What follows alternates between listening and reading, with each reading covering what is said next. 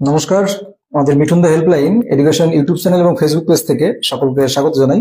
তো আপনাদের একটা আমাদের এখানে একটা সমীক্ষা চালিয়েছি অলরেডি। আমরা শিক্ষামন্ত্রীর উপর সমীক্ষাটা করেছি।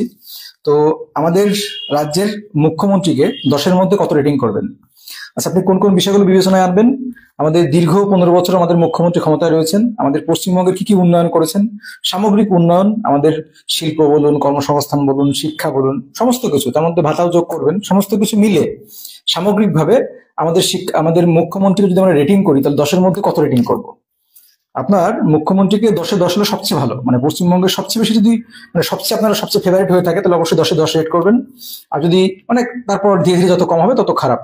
তো 10-এ 10 রেটিং হয় মুখ্যমন্ত্রী হিসাবে সেরা মুখ্যমন্ত্রী আমরা আমাদের মাননীয় মুখ্যমন্ত্রী মমতা বন্দ্যোপাধ্যায়কে ধরে নেবো। আর যদি যত রেটিং কম হবে তত আমরা কম ধরবো। তো অবশ্যই আপনারা রেটিং করবেন যে আমাদের পশ্চিমবঙ্গের শিক্ষা, স্বাস্থ্য, কর্মসংস্থান, সমস্ত কৃষি, এভরিথিং, প্রত্যেকটা ভাতা বলুন, যাই বলুন না কেন, সেটা কন্যাশ্রী হোক, সমস্ত কিছু ইনক্লুডিং করবেন। সমস্ত কিছু বিচার বিবেচনা করে আমাদের পশ্চিমবঙ্গের মান উন্নয়ন, জীবনযাত্রা সবকিছু দিয়ে, শিক্ষা, শিল্প, কর্মসংস্থান, বেকারত্ব সবকিছু অ্যাড করে তারপর কন্যাশ্রী, যুবশ্রী সবই ধরবেন।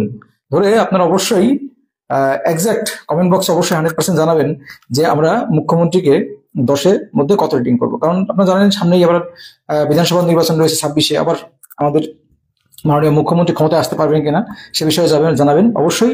তো প্রথম কথা হচ্ছে আপনাদের মুখ্যমন্ত্রীকে 10-এর মধ্যে কত রেটিং করবেন। 10-এ 10 হলো সবচেয়ে ভালো, তারপর পরপর করে অবশ্যই কমেন্ট বক্সে আপনাদের মতামত জানাতে কিন্তু ভুলবেন না।